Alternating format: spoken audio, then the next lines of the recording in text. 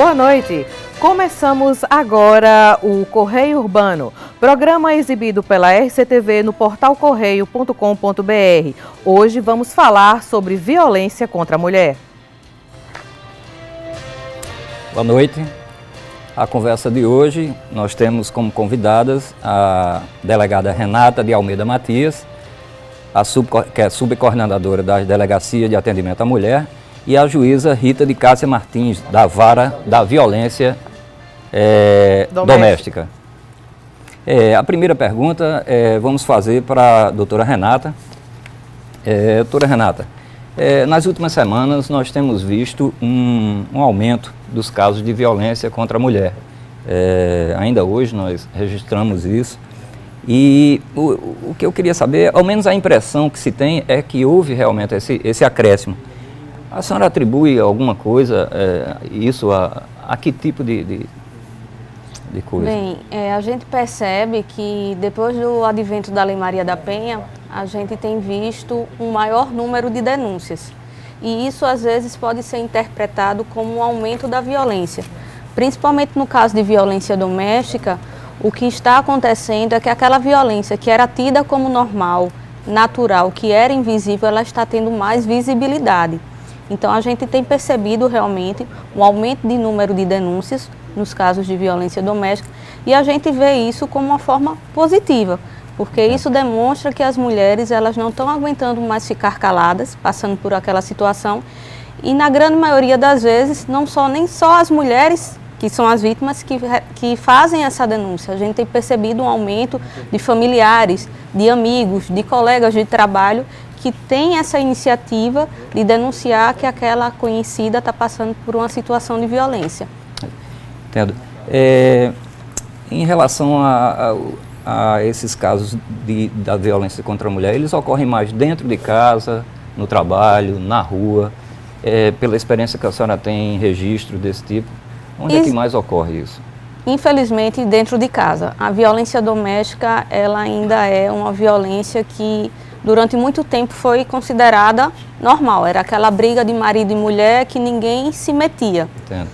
Mas, como eu já falei anteriormente, depois do advento da Lei Maria da Penha, as mulheres elas estão mais conscientes, mais orientadas e elas não estão aguentando mais passar por aquela situação que as outras pessoas podem até considerar normal ou coisa de relacionamento e elas estão procurando sair daquele ciclo de violência mesmo. Delegada juíza, nós separamos uns números sobre violência contra a mulher do Centro 8 de Março e também da Secretaria de Segurança Pública. Vamos ver aqui na tela, esses números aí são da Secretaria de Segurança, do primeiro semestre, né, que em 2017 a gente teve 40 casos, no caso de homicídios, né, e em 2016, 53 casos. Se a gente puder passar para o outro também, que é do Centro da Mulher 8 de Março, a gente vai ver, aí no caso a gente não conseguiu, mas eu posso ler alguns números. A gente tem o seguinte, a gente vê os casos de estupros, onde a gente vê também um grande número de crianças e adolescentes, certo? E em 2016 foram 23 desse total no semestre, né? 23 de 30 casos, e agora em 2017 a gente já tem 14 de um total de 22. Eu queria saber da senhora, como é tratado na delegacia esses casos? Como a senhora vê isso? A gente tem percebido, com relação à diminuição que a gente viu realmente dos casos de homicídios de mulheres e também dos casos de feminicídios, uma conquista. Qualquer número menor do que o ano anterior para a gente já é uma conquista, que a morte de uma mulher a gente sente muito, porque a gente sabe que a grande maioria dos casos, aquela mulher, ela vai ter, os filhos vão ter a falta, vai criar um problema para aquela família. E assim, a gente tem percebido isso como um dado positivo, que é resultado de um trabalho. Mas a gente também tem que deixar claro que nem todos os homicídios de mulheres são feminicídios. O feminicídio ele acontece quando existe a questão da violência doméstica ou quando existe a questão da violência de gênero. Entendo. O agressor ele mata a mulher pela questão de se sentir superior.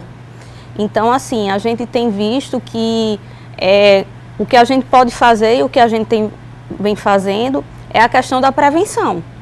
A Delegacia da Mulher trabalha principalmente com a prevenção ao feminicídio, porque nós não apuramos os feminicídios nem as tentativas de feminicídio, mas a gente atua para que isso não aconteça. Entendo. Né? Com relação ao número de violência sexual, a gente sabe que ainda é muito pequeno o número denunciado. Existe, como o pessoal sempre fala, uma cifra negra. Acontecem muitos outros casos, mas que principalmente nos casos das mulheres maiores de idade, elas não têm coragem de denunciar. E por que não tem coragem? Porque tem um medo de ser julgada, de ser responsabilizada, porque sempre a mulher é a culpada. O que é que você estava fazendo naquela hora? Quem mandou você beber? O que é que você estava fazendo com aquela roupa? Entendo. Então, essa questão, esse preconceito, e nesse caso é aquele conceito pré-estabelecido, ainda é muito forte. Então, a gente sabe que o número de denúncias de estupro em delegacia ainda não condiz com a verdade, porque principalmente as mulheres elas não têm coragem de denunciar. No caso de adolescentes e de crianças, a gente tem percebido também que tem um certo viés com a violência doméstica, porque grande parte dos seus algozes são pessoas do círculo, né? E aí a gente sempre alerta para ter cuidado. Às vezes a criança é pequena, ela não sabe chegar, mas você pode perceber alguma mudança de comportamento. Aquela criança que era mais aberta, que era mais brincalhona, ela se torna mais constrita, ela não quer mais brincar, ela fica mais na dela. E aí pode ser um sinal de alerta e ver realmente o que está acontecendo. A doutora Sandra falou da cifra negra. As autoridades, elas têm uma margem entre o que é a denúncia real e essa cifra negra, o que é que ela esconde, percentual de denúncias que não vêm à tona, por exemplo? Com relação principalmente a questão da violência doméstica também tem, sim, porque a gente sabe que para cada denúncia é aproximadamente 10 ou 15 que não são denunciados. Para cada denúncia? E na questão da violência sexual é no mesmo patamar, porque exatamente a violência doméstica o pessoal começou a entender que não é mais tão natural. Sim. Mas essa questão do estupro ainda tem muito esse karma, esse aspecto de entender de culpabilizar, como não muito natural, como de não ser tão natural. Isso é muito mais aqui, eu digo, nos centros urbanos. Isso parece ser mais comum no interior do estado, nas pequenas comunidades. Ocorre isso? Vocês têm esse comparativo? Depende. É porque a gente sabe que a questão da violência, ela é fruto de uma cultura, fruto de uma educação que a pessoa teve. Não necessariamente, eu sempre digo, graças a Deus não é matemática que 1 mais 1 é igual a 2. Então, assim, a gente tem percebido e a gente sabe que se uma criança, um menino, ele presencia a mãe sendo agredida, a mãe ou qualquer familiar, pelo seu genitor ou por um outro homem, ele pode crescer achando que aquele comportamento é natural. Então, ele pode, na fase adulta, reproduzir.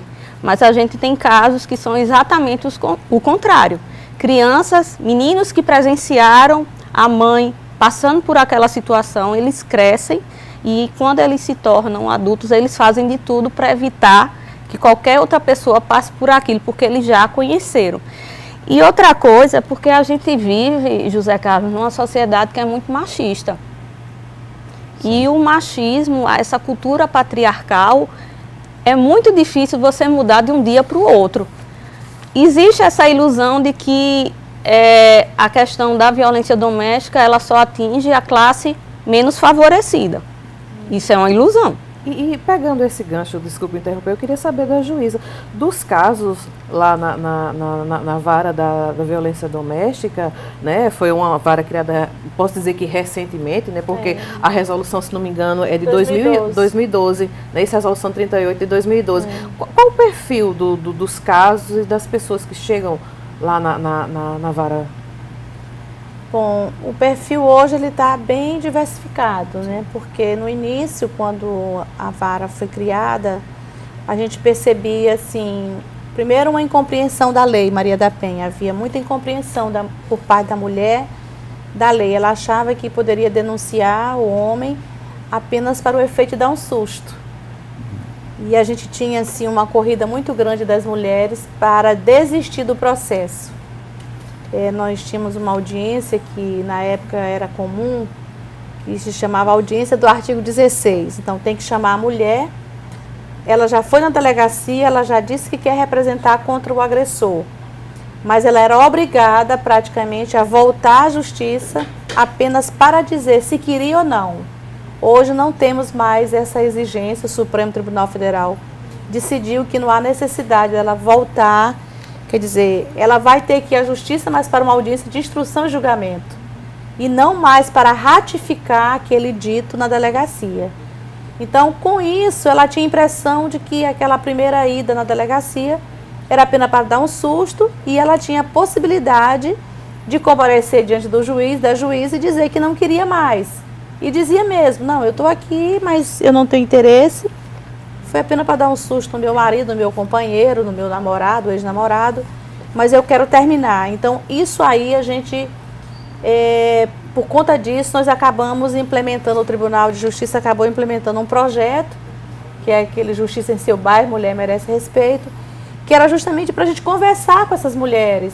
Não teria condição de conversarmos com todas, mas cada mulher é multiplicadora daquela ideia que ela ouviu, né? Então, se a gente conversava com 100 mulheres, seriam 100 multiplicadoras que iriam dizer: olha, nós temos que ir, não há obrigatoriedade de desistência, e a gente tem direito, nós temos acesso à justiça, e ele vai ser condenado, temos direito às medidas protetivas de urgência. Então, houve inicialmente todo esse contexto para, assim, vamos dizer, conscientizar melhor a mulher de que ela realmente estava diante de uma lei forte, uma lei de proteção, e que ela não necessariamente estava obrigada a ir lá e desistir daquilo que ela iniciou.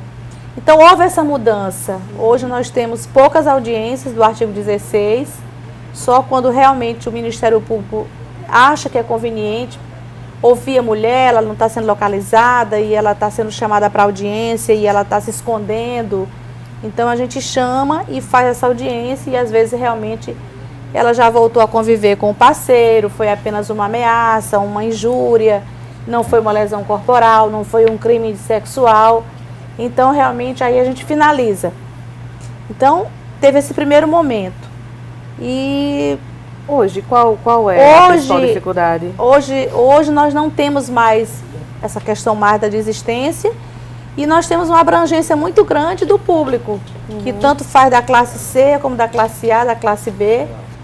E não é só dizer que a violência doméstica ela está agindo de forma democrática, mas dizer que o próprio noticiário vem nos informando de pessoas, de médicos, de engenheiros, advogados, pessoas de nível cultural, intelectual e financeiro que aportam na violência doméstica, porque agrediram suas namoradas, suas companheiras, estudantes de medicina. Então, hoje, é um público variado, diversificado. É diversificado. Pronto, nesse aspecto, eu gostaria de perguntar à senhora, o projeto é Justiça em Seu Bairro, Mulher Merece Respeito. Pronto.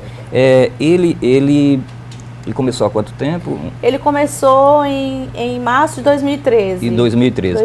E ele abrange, eu digo assim, todos os bairros. Todos os bairros. De classe, vamos dizer, de classe A, periferia. Todos. Nós conversamos já com pessoal, com comunidades que envolvem desde o Grotão até a maçonaria, onde a gente presume que existe pessoas de classe mais elitizada, pessoas de melhor formação. Há alguma resistência em alguma dessas comunidades a esse tipo de orientação, a chegada da justiça com ela? Não, nunca houve resistência. O que houve foi assim, a exigência de maior segurança. Vamos dizer, no bairro do Alto do Mateus, nós tivemos que ter mais segurança porque estava havendo um conflito lá entre as comunidades que vivem ali. No próprio Grotão, nós tivemos, no dia que nós estivemos lá, houve um toque de recolher às 9 horas, então nós tivemos que obedecer a esse critério de não nos estendermos muito mais, até porque as pessoas... integrantes da justiça tiveram que... as pessoas tinham que retornar para suas casas, e a gente não queria causar nenhum conflito. E ainda elastecemos um pouco, mas uma diretora da escola foi essa semana no juizado e já disse que hoje não está mais havendo esse toque de recolher e que eu poderia voltar porque foi muito importante a nossa saída no bairro, diminuiu a violência doméstica e que ela estava ali para nos receber novamente. Então esse projeto ele é extensivo a todas as comunidades, clube de serviços, congregações religiosas, entidade de bairros, escolas, universidades. Agora mesmo no mês de agosto, que é o mês de aniversário da lei, nós vamos fazer 2 palestras, e de preferência uma numa escola de um bairro bem assim, onde a gente veja que está havendo maior incidência de violência doméstica, e uma numa universidade. Você já tem ideia assim, de onde é que ocorre aqui? Eu falo, pegando por esse gancho. Não temos área ainda, que é mais não conflagrado? temos. Não, agora provavelmente nós iremos voltar para o Alto do Mateus. Alto do Mateus. Provavelmente. A senhora falou aí uma coisa que me chamou a atenção. E escolas? Como é essa abordagem junto com crianças? Né, com a criança, para que esse caso da violência, o tema da violência chegue até essa criança e, consequentemente, até um pai ou uma mãe que não possa estar no colégio e a família? Olha, o nosso alvo não é criança. Nós já fizemos muitas palestras para crianças, mas nós não temos como foco crianças. Nós temos como foco os educadores, as pessoas da comunidade, os pais dos alunos. Inclusive nós mandamos um convitezinho individualizado para cada pai ou cada mãe, caso a criança não tenha pai, para que ele venha assistir a palestra. E normalmente o pai vem e traz a criança, mas o foco não é a criança. A gente quer conversar com as pessoas que já têm maturidade, para que elas tenham a compreensão. Afinal de contas, a gente procura falar. A doutora Renata nos acompanha numa linguagem bem simples, uma linguagem coloquial, de fácil compreensão, para que aqueles pais possam entender e já fizemos, inclusive, palestras em escolas que o maior número eram crianças. E essas crianças, elas são muito verdadeiras, né? E uma chegou e me revelou situações que talvez, se a mãe e o pai estivessem lá, eu não iria saber. E ela, na hora, de olha, alguém de vocês quer falar alguma coisa? Eu estou aqui para ouvir vocês. E a criança se manifestou, 2 crianças se manifestaram, que havia violência, que havia abuso sexual, né? E depois nós fomos conversar no particular. E também nesses eventos nós levamos a equipe multidisciplinar do tribunal, certo, que é formada por psicólogos, assistentes sociais, e na época nós tínhamos um psiquiatra também. Agora nós estamos sem psiquiatra, mas nós levamos a equipe psicossocial para esses encontros, porque muitas vezes ali existe uma situação de conflito que ela não quer conversar com a juíza, ela quer conversar com uma psicóloga, um assistente social. Aí elas preparam normalmente um ambiente, uma sala, um ambiente reservado. E se houver necessidade, embora tenha um centro de referência aqui, 8 de março, que tem também essa equipe, nós dizemos, olha, se houver necessidade, se não precisa ficar restrita a esse contato aqui. Vocês podem dar continuidade lá no juizado, porque nós temos uma equipe hoje formada por 7 profissionais e que eles podem atender. Temos sala de escuta, então pode atender a vítima tranquilamente, sem nenhum embaraço. Bem, agora a gente vai para o nosso primeiro comercial, né? Vamos dar um tempinho aqui e o papo continua depois do intervalo. Porque a gente tem que educar, porque se a gente não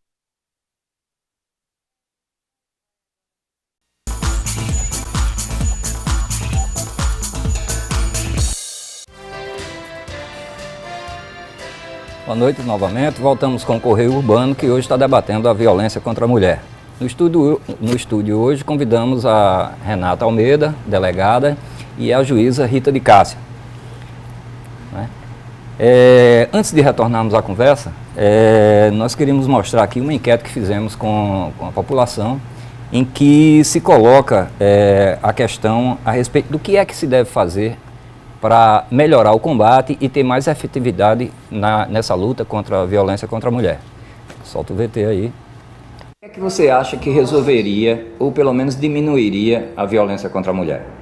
A punição ser maior com os homens, que são geralmente uns covardes, por agredir as mulheres, e mudar as leis, ser mais rigorosas, Se isso acontecer, eu garanto que amenizaria bastante essa barbaridade contra as mulheres.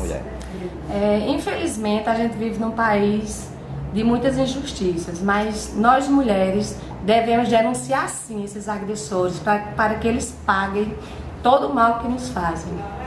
As mulheres têm que ser mais corajosas para denunciar seus agressores e as leis têm que ser mais rígidas com esses maridos. A educação em casa, a polícia ter mais, ser mais rigoroso, né, com isso e é mais humanidade entre as pessoas, que é o que não existe, né, que não está havendo. Se mudassem as leis fossem mais rígidas, com certeza mudaria muita coisa. Por isso que acontecem outras coisas, porque elas tiram, né, as denúncias.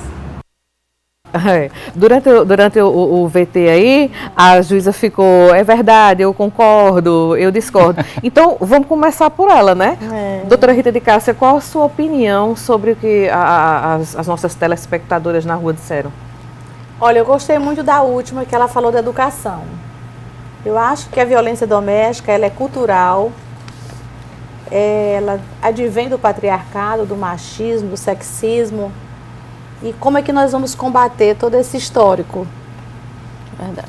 Com uma lei que por exemplo, coloque uma pena de 5 anos para uma lesão corporal leve? Se nós fôssemos adotar essa interpretação, certamente não teria crimes hediondos mais no país. Nós não teríamos quadrilhas, nós não teríamos mais tráfico de entorpecentes, porque as leis são muito pesadas. Nós não teríamos estupro, porque eles sabem que o estupro é pesado, e o estuprador sabe que quando ele chega na cadeia, ele vai pagar um preço dobrado. E nada disso faz com que ele desista de cometer o delito. Então não adianta colocar 5 anos de reclusão para uma lesão corporal na Lei Maria da Penha, porque ela não vai surtir efeito. Leis mais severas, a Lei Maria da Penha é uma lei, assim, considerada a 3ª lei do mundo em termos de violência doméstica. É reconhecida mundialmente como uma lei quase que perfeita.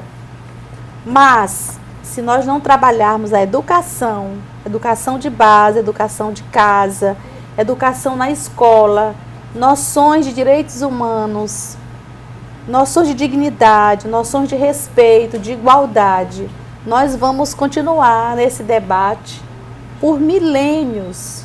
Nós vamos continuar enxugando gelo. Então nós temos que mudar toda essa política. Temos que combater, o combate é essencial. O que é o combate? O combate é o que nós fazemos aqui. Nesse caso, doutora... chegar à delegacia, formar-se o inquérito, pedir a medida, o juiz julgar o processo e condenar o agressor. Esse é o combate. E o que é a prevenção? A prevenção, cada delegacia, cada órgão do Poder Judiciário, cada órgão do Ministério Público, também faz o seu trabalho de prevenção. Porque a gente tem que fazer, inclusive, uma política pública que a própria lei exige e o Conselho Nacional de Justiça também exige da gente isso. Mas essa prevenção, ela tem que ela tem que entrar num contexto maior. Ela tem que vir do MEC. O MEC tem que colocar a Lei Maria da Penha nas grades curriculares. Não como o pessoal diz assim, não, coloca de forma transversal para dar apenas noções. Não, ela tem que entrar nas universidades. A escola tem um papel fundamental, então. Então, a escola, a educação é tudo, é 100%. E aí, quando a gente trabalha na educação, nós vamos afastar a embriaguez, o ciúme, o desrespeito, a discriminação, o menosprezo, que é uma das causas do feminicídio. Nós vamos afastar a questão da desigualdade de gênero. Como é que nós vamos afastar isso com uma pena de 15 anos para uma lesão corporal grave? Não tem como. Esse é o tipo da política criminal que não funciona, principalmente nessa questão de crimes de caráter social. Porque a Lei Maria da Penha é uma lei que ela ataca o quê? Crimes que têm uma natureza social e que tem reflexos também na saúde da mulher. A violência doméstica hoje ela é considerada pela Organização Mundial de Saúde como um caso de saúde pública mundial, não é fato. nacional, não é regional e não é da Paraíba, é mundial. Dentro desse entendimento que é preciso educação, é preciso conhecer a lei para que ela possa ser aplicada, para que ela possa ser seguida. Aí eu pergunto à delegada, na delegacia chega gente querendo entender a Lei Maria da Penha, saber como usar ou não? Chega. A gente tem um trabalho, a gente tem uma coordenação das delegacias da mulher do Estado, que fica responsável pelas 13 delegacias que nós temos no Estado. Às vezes as pessoas questionam, mas era para ter uma delegacia da mulher nos 223 municípios. Não tem condições. Não tem condições porque principalmente a gente não tem o recurso humano, não tem gente suficiente. Mas aí, cada delegacia dessa, em cada cidade, ela faz um trabalho preventivo. Então, como é que funciona? As delegacias, as delegadas vão para palestras em escolas, em igrejas, em associações de bairro e chamam e conversam com a população. E eu acho que o principal é diminuir a distância que existe entre a população e a delegacia, porque quantas vezes, como é comum a gente escutar quando está na delegacia, doutora, eu nunca botei os pés numa delegacia, o que é que eu estou fazendo aqui? Existe sempre aquilo, eu digo isso, meu pai tem 68 anos, ele fala, mais de 68 anos, ele fala o seguinte, ir para a delegacia é praticamente cometer um crime. Então imagina, o que é que eu penso? Exatamente, é uma desonra. Imagina isso para uma mulher que vai expor, entendeu, sua vida ali, seu convívio familiar, entendeu? Uhum. A gente percebe muito isso. E, além de tudo, a gente tem um trabalho lá na coordenação bem interessante que a gente leva a Lei Maria da Penha aos canteiros de obras, aqui na região metropolitana de João Pessoa, que são locais quase que exclusivamente masculinos e que a gente vai às 6 horas da manhã, que é no horário antes de iniciar os trabalhos, e eles vão nos escutar. Teve um caso curioso que foi comigo, eu percebi que um dos trabalhadores não estava gostando. Tudo que a gente falava, ele resmungava, fazia cara feia e virava. Eu disse, olha, se o senhor quiser sair, o senhor pode ficar à vontade, ninguém está lhe prendendo aqui. Ele disse, não, porque a gente está perdendo tempo, ao invés de estar trabalhando, está escutando essas baboseiras. Nossa. Aí nesse dia eu estava inspirada e perguntei, o senhor tem filha, tem irmã? Tenho. Se isso tivesse acontecendo com sua filha ou com sua irmã, o senhor ia achar baboseira? Ele disse, não, doutora, aí é uma pessoa minha. Então a gente tem que tirar essa história, tem que tirar da cabeça que como é com a dos outros, pode. Quando a gente se coloca no lugar daquela mulher que está passando por uma situação de violência, ou melhor, coloca alguém nosso, a gente começa a enxergar de uma nova maneira, a gente vê um novo olhar. E uma questão principal que até a mulher falou, porque agora elas não vão querer mais desistir. Ou ela voltou o relacionamento, ela denuncia, depois quer desistir porque voltou o relacionamento. Acontece. Porque a mulher que está na situação de violência, a grande maioria delas, elas têm uma questão que é o primordial, ela tem uma dependência afetiva ou emocional, que é pior do que uma dependência financeira. Ela não consegue sair daquela relação porque ela tem um amor tão grande que ela não imagina a vida dela sem aquela pessoa. E 90% das mulheres que procuram a delegacia, elas não querem se separar. Elas querem que a violência termine. Então, para mim, que estou do lado de fora, é fácil. De fato. Né? Cai novamente no que a juíza falou no começo, né? É muitas vezes para dar o susto. Quem sabe eu dando o susto, ele para ou essa situação para, né? E nossa vida continua, né? Nossa vida segue. Parece um grito da vítima dizendo a gente ainda pode conseguir alguma coisa. Sim, é um grito. A mulher sempre acha que ainda pode conseguir alguma coisa. É um grito de socorro, mas que ela não acredita que vai precisar levar a tanto. Elas acham que chegando na delegacia ou no juizado, ou eu, qualquer colega delegado, doutora Rita, ou qualquer juíza vai dar uns gritos, vai dar uma lição de moral. É o efeito susto que a doutora Rita se referiu. Isso não adianta. Não. Por que não adianta? Às vezes ela chega, doutora, chame para conversar. Eu disse, eu não chamo. Porque na minha frente ele vai dizer que para com tudo, que não vai fazer mais nada. Bota o pé na rua, acontece alguma coisa, o que é que vai fazer? Doutora, foi na delegacia e não fez nada. As mulheres ainda se assustam, assim, eu digo, quando elas chegam para denunciar, elas se defrontam com o aparato e com a lei e com as perspectivas, né, advindas da lei. Elas se assustam com isso e talvez seja por isso a reação do voltar atrás. Do recuar. recuar. Pode ser, sim, do recuar. Ela pensa que nós não temos ainda uma estrutura de apoio e que possa realmente levar adiante. Sim. Elas ainda estão pensando há 11 anos atrás. Só que depois da Lei Maria da Penha, a coisa mudou muito. Nós temos 2 momentos, antes e depois. Antes, quando o cidadão, o processo seguia, ele ainda podia pagar uma cesta básica, prestar serviço à comunidade, só assinando, ou às vezes nem assinava, né, fingia que cumpria e o juiz fingia que ele tinha cumprido. Verdade. Entendeu? Então, assim, mas hoje não existe mais isso. O processo podia ser suspenso, também tudo isso acabou. 11 anos para cá, acabou. Dia 7 agora a lei vai fazer 11 anos e são 11 anos de uma outra realidade. Aumentaram as prisões efetivamente a partir da Lei Maria da Penha. Eu digo, Aumentou o fim de um processo concluído e as pessoas presas, os culpados Ou então presos. no início. Ou então no início. As prisões em flagrante. Elas são mais presentes no início do processo. Porque o que é que acontece? Antes da Lei Maria da Penha, o crime de violência doméstica, principalmente a questão de lesão corporal, ameaça e os outros crimes, a pena era menor de 2 anos. Então era feito um termo circunstanciado de ocorrência. A mulher ia, relatava, apresentava os dados de 2 pessoas para servir de testemunha e o acusado só ia assinar um documento se comprometendo quando a justiça chamasse a comparecer. Então, para existir um flagrante de violência doméstica, era difícil. E agora não, todo crime pode ser passível de flagrante. Bem, a conversa tá boa, né? Tá fluindo legal, mas a gente precisa fazer mais um intervalinho agora, né? E a gente volta já, discutindo esse tema novamente.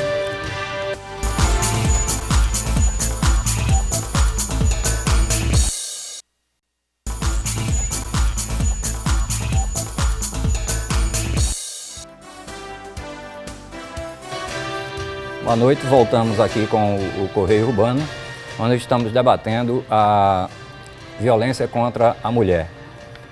Muito se fala da violência contra a mulher no casamento, esquecendo o início das relações, quando ainda não se tem um compromisso mais sério.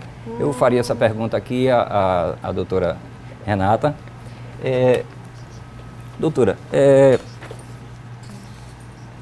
por que é que se daria isso? Há essa diferenciação entre um compromisso mais firmado e um compromisso ainda na fase de namoro? Para a Lei Maria da Penha, não.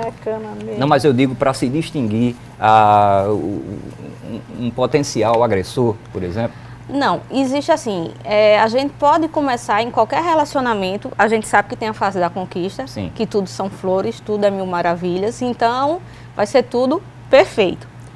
Com o decorrer do relacionamento, algumas atitudes podem começar a aparecer. Não são atitudes que podem determinar, corra ou seja um sinal vermelho, caia fora, mas são sinais de alerta. Sim.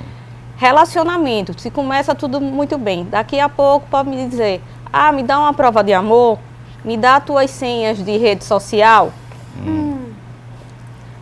Ele a conheceu, ela se vestindo bem, maquiada, toda produzida, e depois de um tempo ele olha para ela e diz, não, assim eu não saio com você não, vá trocar a roupa, tira essa maquiagem. Então são comportamentos que começam a aparecer e que são sinais de que aquele relacionamento, se continuar daquela forma, pode gerar uma violência mais grave. Então assim, eu já tive casos de meninas, de adolescentes e de mulheres jovens que nas primeiras agressões, e aí eu digo agressão, não agressão física, porque também existe aquele estigma de que só é agressão se for bater, e bater que deixa marca. Não, existe a agressão verbal, que são os xingamentos, existe a agressão psicológica, a grande maioria é a questão da ameaça, aquela perturbação. Eu até falo, aquela situação, quando a pessoa liga o dia todinho para saber onde você está, com quem você está, o que deixou de fazer. Se não consegue falar com você, liga para o trabalho. Isso é perturbação, isso é controle. E às vezes as pessoas acham que isso é cuidado. Ele me ama tanto que ele quer saber onde eu estou, com quem eu estou. Existem também algumas situações que a gente já percebeu. Os agressores, eles tentam manipular aquela mulher e a forma de manipulação que eles têm é afastá-la de todas as amigas, amigos e parentes. Por quê? Porque aquelas pessoas vão dar a razão a quê? Que ela está passando por uma situação de violência. Diz, olha, sai daquele relacionamento, esse cara não é bom para tu, abre teu olho. E ele quer afastá-la de todo mundo para quê? Ele conseguir manipulá-la da forma que ele quiser. Com certeza. Então, assim, o namoro, ele já pode demonstrar situações de violência, que se permanecer naquele relacionamento, vai crescer e pode acontecer algo mais grave. Porque, infelizmente, a violência, ela sempre tende a aumentar de nível. Mas uma coisa é interessante, se a mulher, ela percebe isso e ela breca, ou se ela coloca, ela fica o pé, como a gente diz, e diz, olha, eu vou sair assim, se você quiser bem ou não, o cara, o agressor, ele vai dizer, peraí, que ele essa daí, recua, né? Ele recua, porque ele diz, essa daí não vai ser tão fácil.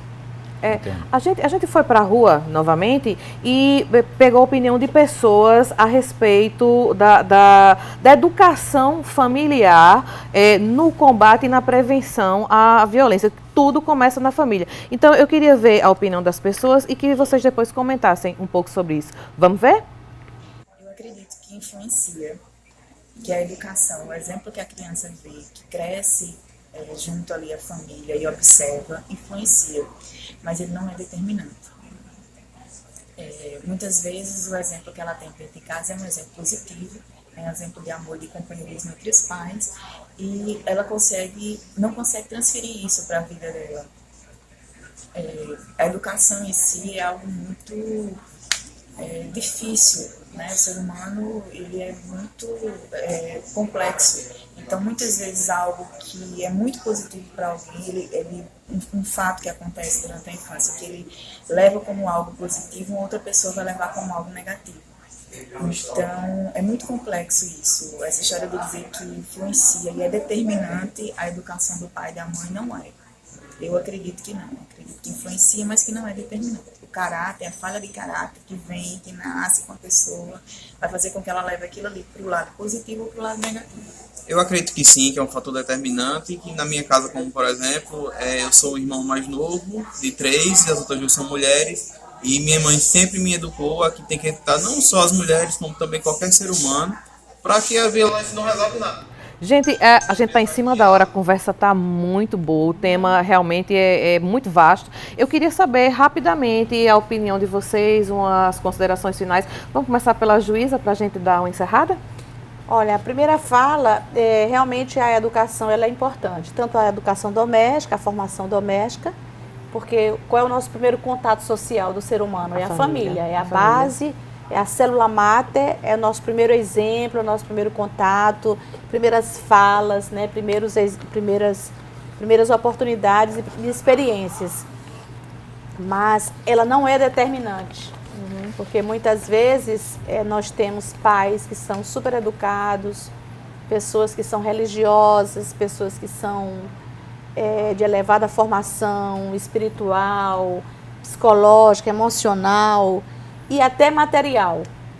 E esse casal, ele tem filhos que escolhe ser ateu, né? Escolhe ser agressor da namorada ou da mulher, escolhe a criminalidade, né? Escolhe ser uma pessoa transgressora das leis.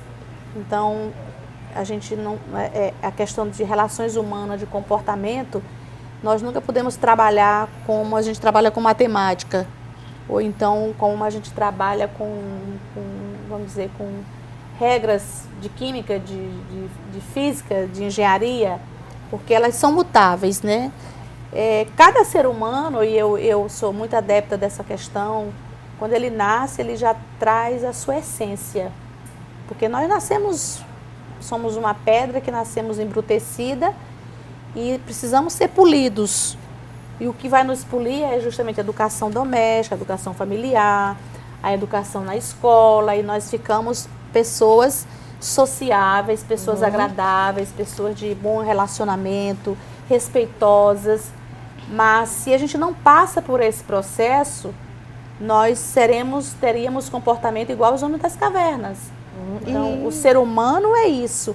E na violência doméstica não pode ser diferente. Nós precisamos passar por essa polidez, por esse tratamento, por essa transformação, não é? Porque violência doméstica, trabalhar com violência doméstica tem que ser uma política transformadora. Temos que desnaturalizar a violência, porque ela hoje era naturalizada. Bater numa mulher é natural. Trair uma mulher que lhe acompanhou anos de vida é natural.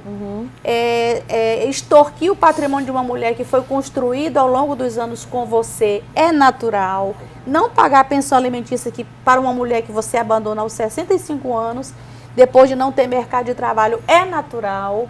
Ofender uma mulher, chamar de feia, de mal cuidada, de maltratada, que está trocando 6 por meia dúzia, é natural. Eu já vi homens na minha vara que dizem: doutor, eu troquei ela porque estava com ela, entre ela e a outra, mesmo que 6 por meia dúzia. Então, você chamar uma mulher que é mãe dos seus filhos, que lhe acompanha a vida toda, dizer que e trocar por uma amante é 6 por meia dúzia, então isso também é natural. Então, nós precisamos desconstruir tudo isso. Certo.